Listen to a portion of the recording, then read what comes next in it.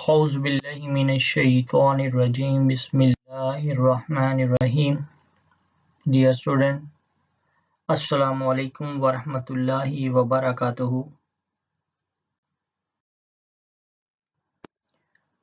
It's our ninth lecture on Porter X-ray diffraction, and the course is X-ray diffraction techniques.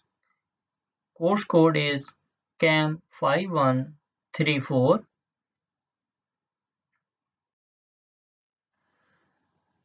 The key concepts which we will discuss today are X-ray Porter diffraction pattern. An X-ray Porter diffraction pattern is a plot of the intensity of X-rays scattered at different angles by a sample. Porter diffraction pattern as a fingerprint.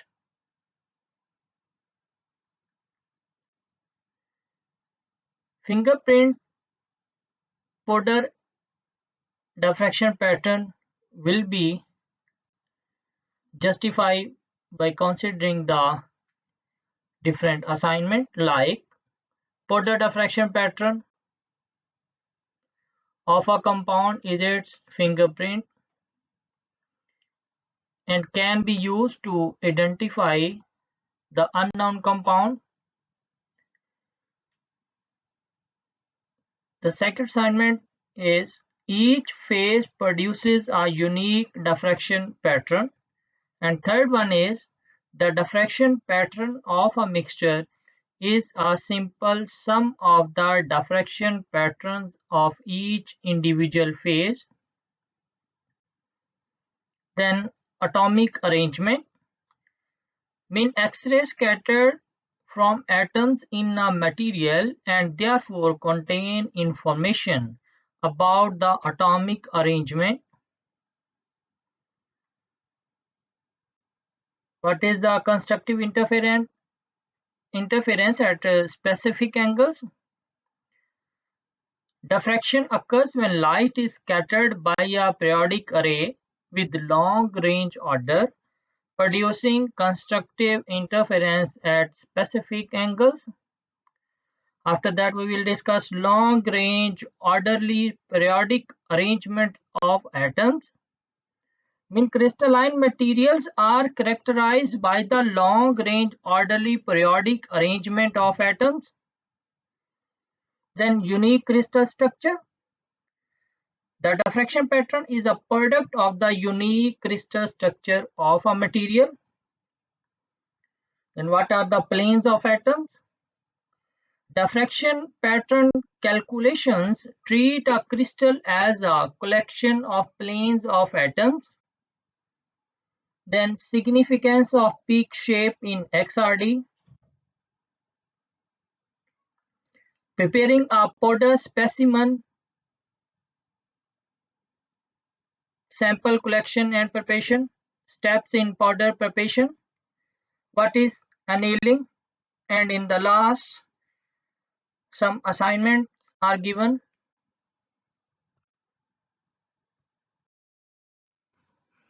An X-ray Porter diffraction pattern is a plot of the intensity of X-rays scattered at different angles by a sample.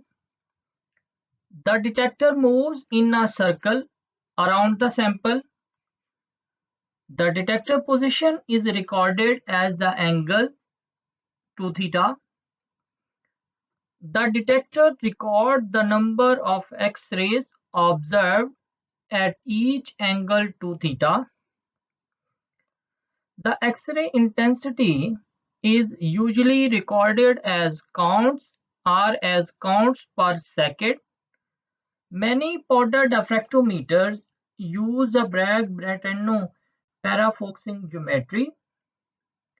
To keep the X-ray beam properly focused, the incident angle omega changes in conjugation with 2 theta. This can be accomplished by rotating the sample or by rotating the X-ray tube. This is the geometry of Bragg-Rattanov parafoxing instrument. This is the X-ray tube. Here is a sample, and this is the theta omega, angle omega, and here is the angle 2 theta. Detector move 2 theta to note the diffracted beams, and in the result we get this diffractogram, which is a plot of the intensity, which is count R as count per second against 2 theta.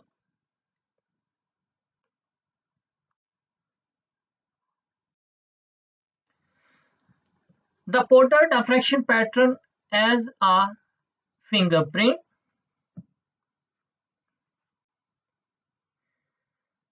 To justify this statement that the Porter diffraction pattern means the pattern which we get as a result of diffraction from a compound is a fingerprint of that compound. We will discuss different examples or assignment. First assignment is the Porter diffraction pattern as a fingerprint. The Porter diffractogram of a compound is its fingerprint and can be used to identify the compound. Justify. Here we consider the example of titanium dioxide,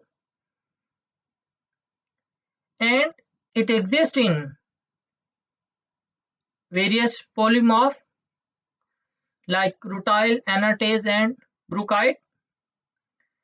Rutile is a mineral composed primarily of titanium dioxide.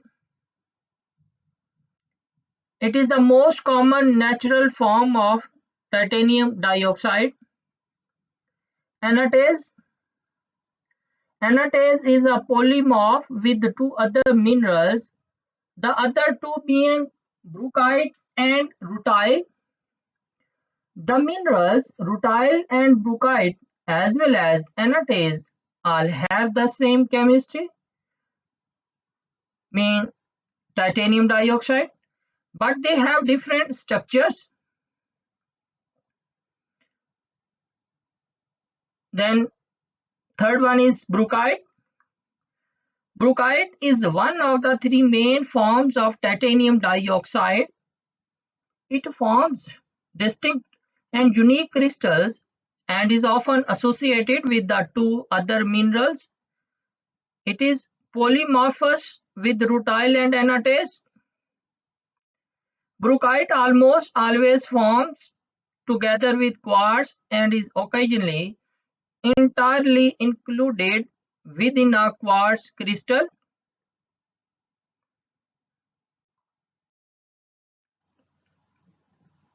Titanium dioxide exists as several polymorphs, the most common of which are anatase, rutile, and bruchite. The experimental diffraction angles for the six strongest reflection collected from each of these different polymorphs are summarized in the table. Here,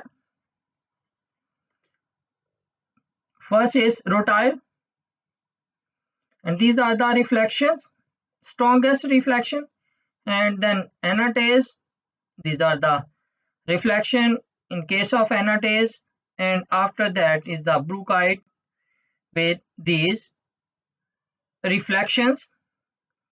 The Porter X-ray diffraction pattern collected using 154 pm X-ray radiation from a sample of white paint known to contain titanium dioxide in one or more of these polymorphic forms showed the diffraction pattern in following figure.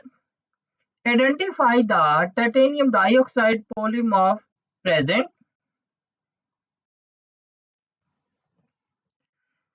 we need to identify the polymorph that has a diffraction pattern that matches the one observed. The lines closely match those of rutile, mean strongest reflections, and annotates a few weak reflections. So the paint contains these phases with rutile as the major titanium dioxide phase. This is the powder diffraction pattern obtained from a mixture of titanium dioxide polymorph. These are the reflection in case of rutile, anatase and bruchite, and this is the diffractogram. If we see, first reflection appear at 25.36 and it is not present in rutile, but it is present in anatase and absent in bruchite. No, it is also present in bruchite. The second reflection appear at 27.50, which is present in rutile but not in anatase and bruchite. Third one, similarly we get at 36.15, which is a part of rutile and not of anatase and bruchite. After that, at 37.01, which is present in anatase only, and then 37.85, which is also present in anatase, and then 39.28, which is a part of rutile, and then 41.32, which is also a part of rutile, and then 44.14, which is also a part of rutile reflections. And after that, reflection period 53.97, which is a part of anatase, and in the last reflection, which appear at 54.44, is also a part of rutile. So in this diffractogram, we see all the reflection peak of rutile match with this diffractogram, and only someone of anatase matches. So the major part of the mixture contain rutile with small amount of anatase. So from the diffractogram we can say that it is the fingerprint of that compound, mean rutile. And next example is each phase produces a unique diffraction pattern. A phase is a specific chemistry and atomic arrangement. Quartz, cristobalite, and glass are all different phases of silicon dioxide. They are chemically identical, but the atoms are arranged differently. As shown, the X-ray diffraction pattern is distinct for each different phase. Amorphous material like glass do not produce sharp diffraction peak. जैसे यहाँ पे ये show किया गया है कि ये quartz के केस में आपके पास ये टू पीक्स प्रोमिनेंट जो है वो यहाँ पे आ रही हैं, देन क्रिस्टोबलाइट के केस में ये आपके पास पीक्स आ रही हैं, but in case of glass आपके पास कोई भी यहाँ पे क्लियर शार्प पीक जो है वो नहीं है. Then we can say that X-ray diffraction pattern is a fingerprint that lets you figure out the sample mean कि जो आप अगर इसका डिफ्रैक्शन करते हैं, डिफ्रैक्टोग्राम लेते हैं इन तीन सैंपल्स का या मिक्सचर का, तो आप कंपेयर करके बता सकते हैं कि ये किसका आपके पास डिफ्रैक्टोग्राम आया है। मीन कि जो आपके पास डिफ्रैक्टोग्राम आएगा वो उसी कंपाउंड का स्पेसिफिक है। सो हम ये बात कह सकते हैं कि आपका जो डिफ्रैक्टोग्राम है वो एक स्पेसिफिक कंपाउंड का फिंगरप्रिंट है। Third example, in case of mixture, the diffraction pattern of a mixture is a simple sum of the diffraction pattern of each individual phase। ये वही लास्ट एग्जांपल जो सेकंड वाली हमने देखी है कि ये आपके पास क्वार्ट्ज का है, ये क्रिस्टोब्लाइट है और ये ग्लास का है। अगर हम मिक्सचर का कर लें तो वहां पे हमने इंडिविजुअल देखा, तो यहाँ पे अगर हम मिक्सचर का देखें तो मिक्सचर के केस में हमारे पास ये चीज आ जाएगी। इनके ये जो दो हैं ये आपके पास इंडिकेट करेंगी क्वार्ट्ज को, ये क्रिस्टोप्लाइट को आपको इंडिकेट करेंगी, और ये जो चीज है ये आपको ग्लास की प्रेजेंस को इंडिकेट करेंगी।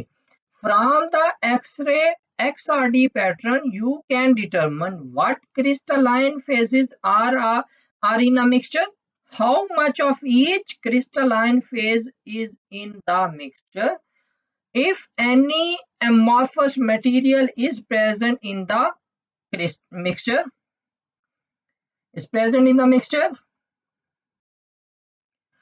X-ray scattered from atoms in a material and therefore contain information about the atomic arrangement.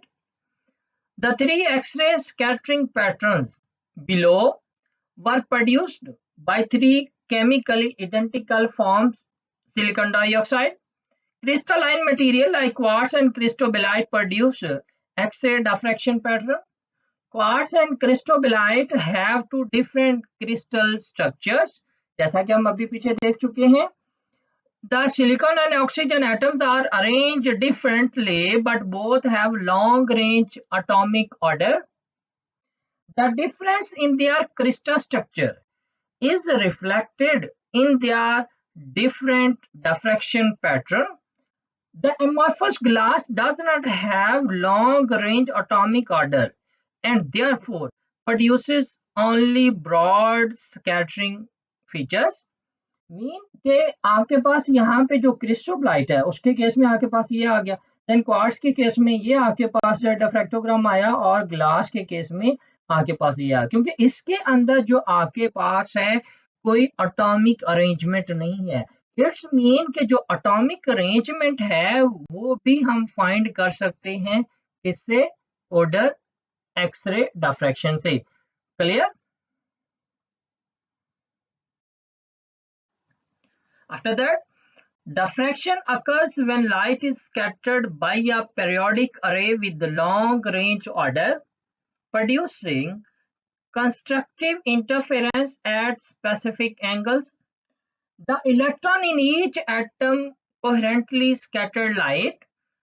We can regard each atom as a coherent point scattered.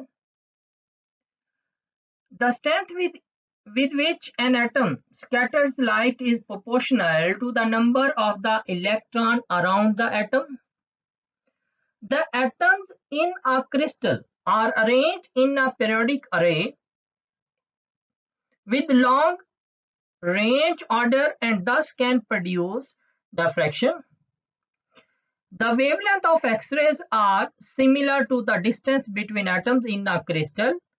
Therefore, we use X-ray scattering to study atomic structure. The scattering of X-rays from atoms produces a diffraction pattern which contain information about the atomic arrangement within the crystal. Amorphous material like glass do not have a periodic array with long range order, so they do not produce a diffraction pattern. Their X-ray scattering pattern features broad, purely defined amorphous humps. Now, crystalline materials are characterized by the long-range orderly periodic arrangements of atoms. The unit cell is the basic repeating unit that defines the crystal structure. The unit cell contains the symmetry elements required to uniquely define the crystal structure. The unit cell might contain more than one molecule. For example, the quartz unit cell contains three complete molecules of silicon dioxide. The crystal system describes the shape of the unit cell. The latest parameters describe the size of the unit cell. The unit cell repeats in all dimensions to fill space and produce the macroscopic grains or crystals of the material. यहाँ पे ये जो आपके पास है, this one is the unit cell. ये जो unit cell है यहाँ पे इस केस के अंदर हमने कहा कि 3 यूनिट सेल जो है वो मिलेंगे और एक मॉलिक्यूल आपका बनाएंगे। तो ये एक यूनिट सेल आपका SiO2 का, तो ये आपस में मिले तो ये जो चीज आपके पास क्या आ गया, इसे हम कहते हैं लेटस। तो ये लेटस एक जाली आपके पास इस कंपाउंड की आ गई और फाइनली इसकी शक्ल जो है, इसकी जो शेप जो है वो इस तरह की होगी। The diffraction pattern is a product of the unique crystal structure of a material. The crystal structure describes the atomic arrangement of a material, as we already discussed. The crystal structure determines the position and intensity of the diffraction peaks in an X-ray scattering pattern. The interatomic distances determine the position of the diffraction peaks. The atom types and position determine the diffraction peak intensities. Diffraction peak width and shape are mostly a function of instrument and microstructural parameters. Is it clear? कि यहाँ पे आपके पास ये जो different जो mixture दिया गया है, तो उसमें diffraction pattern is a product of the unique crystal structure of a material. कि ये आपके पास क्रिस्टल है तो उसका ये पैटर्न आपके पास आएगा, यानी कि in case of quartz you will get like this and in case of cristobalite you get the diffractogram like this. Diffraction pattern calculation treat a crystal as a collection of planes of atoms. Each diffraction peak is attributed to the scattering from a specific set of parallel planes of atoms. Miller indices mean HKL are used to identify the different planes of atoms. Observed diffraction peaks can be related to planes of atom to assist in analyzing the atomic structure and microstructure of a sample. इसको हम ये Miller indices आपने in detail जो है first chapter में देखा, लेकिन इसको in the end of this chapter में इसके न्यूमेरिकल आपको करवाऊंगा कि ये जो आपके पास है, जो हमने यहाँ पे लिखा कि प्लेन ऑफ एटम्स 110 102 111 20 201 एंड 112 और 003 जो है ये आपके पास HKL मीन ये मिलर इंडिसेस कैसे आए, इसकी कैलकुलेशन इसके न्यूमेरिकल मैं आपको कराऊंगा इस चैप्टर के एंड पे। What is the significance of peak shape in XRD? Peak position determined by size and shape of unit cell mean despacing and systematic abscences.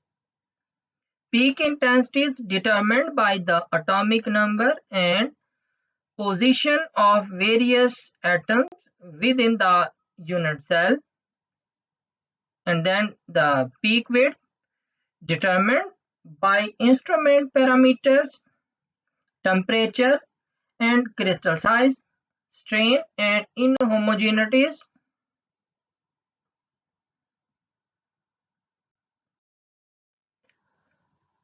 Now the preparation of sample for powder X-ray diffraction, and first is the sample collection and preparation. Determination of an unknown requires the material and instrument for grinding and a sample holder. Obtain a few tenths of a gram or more of the material as pure as possible. Grind the sample to a fine powder, typically in a fluid, to minimize inducing extra strain, means surface energy that can offset peak position, and to randomize orientation. Powder less than 10 micrometer or 200 mesh in size is preferred. Place into a sample holder or onto the sample surface. Smear uniformly onto a glass slide, assuring a flat upper surface. Pack into a sample container. Sprinkle on double sticky tape. Typically, the substrate is amorphous to avoid interference. Care must be taken to create a flat upper surface and to achieve a random distribution of lattice orientation unless creating the oriented smear.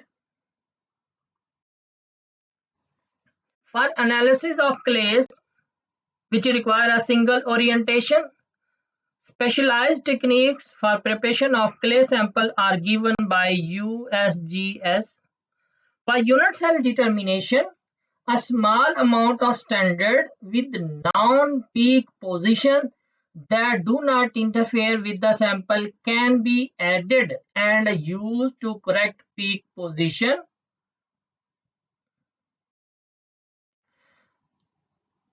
Powder preparation means preparing a powder specimen. It need to be powder. It need to be pure powder.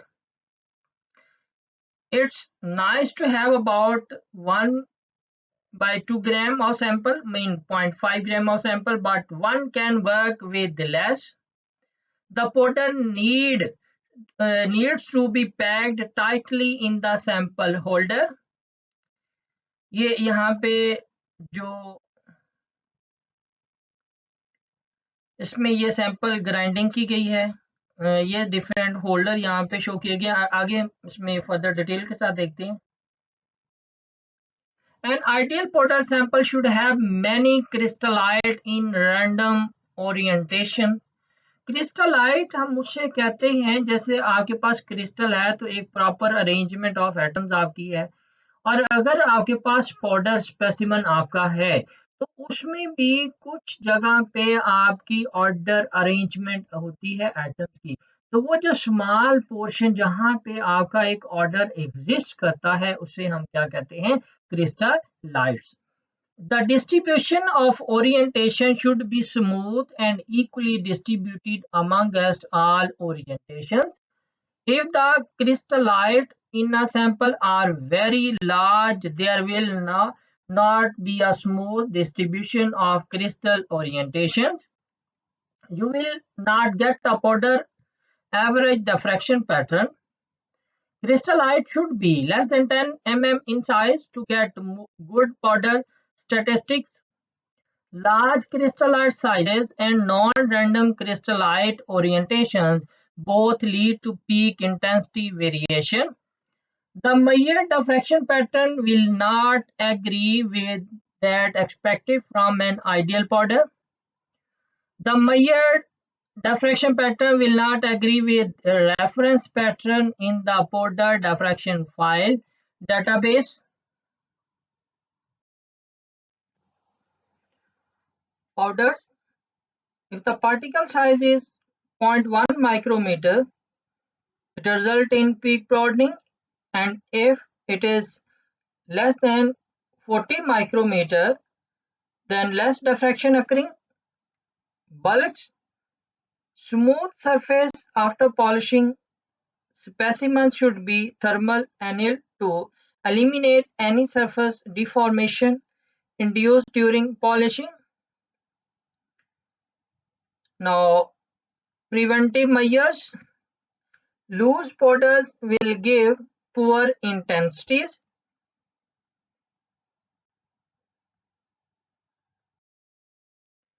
ये आपके different step जो हैं वो packing के अंदर show किए गए हैं। First of all, fill the powder into the well, ये आपका है सैंपल होल्डर, तो इसमें ये आपने सैंपल इसके अंदर डाला। Then remove the excess powders and then align the sample surface plane.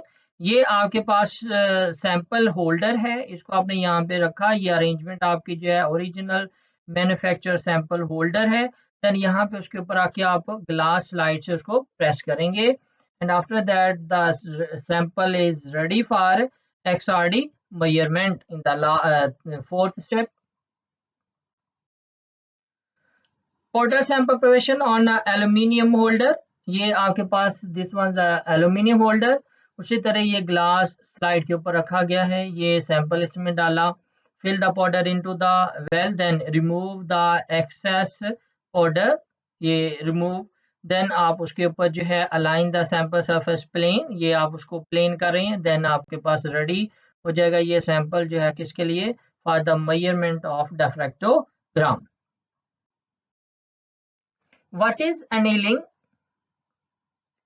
Annealing in metallurgy and material science is a heat treatment that alters the physical and sometimes chemical properties of a material to increase its ductility and reduce its hardness, making it more workable. It involves heating a material to above its recrystallization temperature, maintaining a suitable temperature, and then cooling. In annealing, atoms migrate in the crystal lattice and the number of dislocation decreases, leading to the change in ductility and hardness. These are the different assignments. First one is on which the number and position of the reflection depends in powder XRD. Second one is on which the peak intensities depend on powder XRD. And third one is what will be the particle size of powder in powder XRD for broadening of peak. Then the first one is what on which number and positions of the reflection depend on in powder XRD. तो हमने ये discuss किया कि number and position of the reflection depend on sale parameters, crystal system, latest type and wavelength used to collect the data. And the second one is on which the peak intensities depend in powder XRD. The peak intensities depend on the type of atom present and their position. And third one is what will be the particle size of powder in powder XRD for broadening of peak. Then the answer is that the particle size of powder will be 0.1 micrometer. Here is the end of our today lectures. Now, student, if you have any question, then you send me your question at any time at my email ID maslamchemist@hotmail.com. Thank you so much. Allah Hafiz.